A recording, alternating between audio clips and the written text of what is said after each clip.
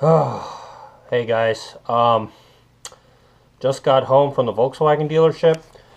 Me and my dad attempted to drop off his car today. We had an appointment scheduled. Now, I say attempted because they weren't able to buy it back.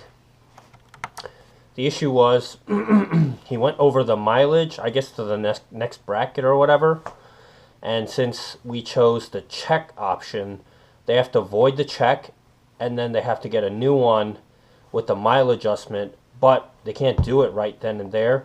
And so we need to reschedule, and this is just so annoying. So what what doesn't make sense here is the fact that, okay, if we went the electronic fund transfer route, they could have done it. They could have adjusted it. But why should that make any difference? Honestly, why shouldn't they be able to just write another check or adjust it or whatever right then and there? What annoys me really is I had to schedule this time. It took me an extra 2.5 hours out of my evening where I'm tired after a whole day's work, had to drive over to my dad's, go with him, go to the dealership, and then get rejected and then come home. So, big waste of time. Really annoyed about that. And yeah, so now what we have to do is call the number on the claims, reschedule, hopefully change it to EFT, and then go back. But here's the problem. If we chose the check option, and like a lot of other TDI owners, they are driving these cars still, right? Not everybody has the luxury to park their car. Um, you know, it just makes it difficult. There was no warning that this would happen and we'd have to reschedule. So yeah, I'm pretty annoyed, and I'm pretty sure my dad is too. Well, hopefully, I'll have some more updates for you later. Hopefully my car doesn't come into the same issue. I'm going to call ahead just in case and change it to EFT. But now I'm starting to wonder, because I'm stuck in limp mode, maybe they won't accept my car back. I think in worst case scenarios all the time, so we'll see. Hey guys, it's been about 2 days since the previous section of the video. And I spent so many hours yesterday on claims, just talking to representatives and trying to see if I can switch it from check to EFT. And unfortunately, it's too close. Anything within 2 weeks of your appointment, they can't make any changes like that.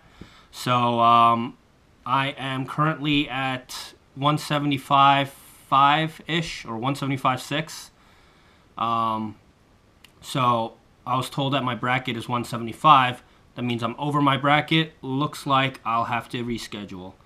Now, the problem is, look, I've got limp mode. It's really annoying. It drives, but it's really annoying to get from point A to point B. It's not like I can just leave it at the dealership. I have to drive it back to my dad's store, which is the closest place that I can park for, over a month. My dad rescheduled. Earliest appointment time date was February 3rd. At this point, that's about like a month and a week out. Now, this just makes a huge hassle for my family because I'm going to be moving out in like 3 weeks. And so my dad's not going to have anybody to reliably be able to pick him up easily. My mom can, but she doesn't like driving at night. She has poor night vision for driving. And so this sucks. It also puts me in a lurch because I'm not going to be able to probably schedule an appointment until at least a week or two after that. So my predicament is, what do I do with my car? I mean, it's still insured. It's still road legal, but that's another month of insurance that I got to pay on a vehicle that I'm not even using. Do I bring it down to where I'm moving to and then schedule an appointment to a dealer there? It's in another state, so I'm not even sure. Do I? What do I do with registration, my plates? Do I switch to the next state I'm living in, which is Jersey? Yeah, make all the dirty Jersey jokes now. I'll wait.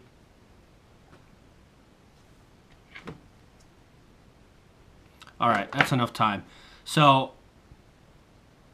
either that, or should I just leave it and not switch over my driver's license and stuff until later, after this whole emission scandal's done, and leave the car at my dad's shop, and then come back up, make a couple hours drive, come back up to my dad's shop, pick up my car, go to the dealership. If I do this on a weeknight, I'm going to have to take time off from work. It's going to be pretty annoying. If I do it on the weekend, that kind of kills the whole weekend. So, it's just really frustrating. I called a dealer that hoping that they have a more direct line or something.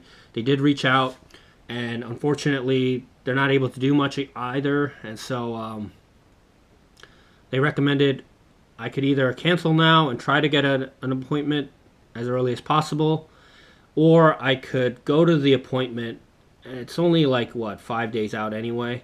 Just go to the appointment and hope that they can do it anyway, because it's such a small amount that's gone over, and maybe that's going to be acceptable.